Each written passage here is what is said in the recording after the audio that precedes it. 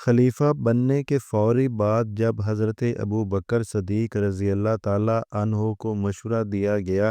کہ ابھی حالات صحیح نہیں اور لشکر اسامہ کی روانگی کو ملتوی کر دیا جائے۔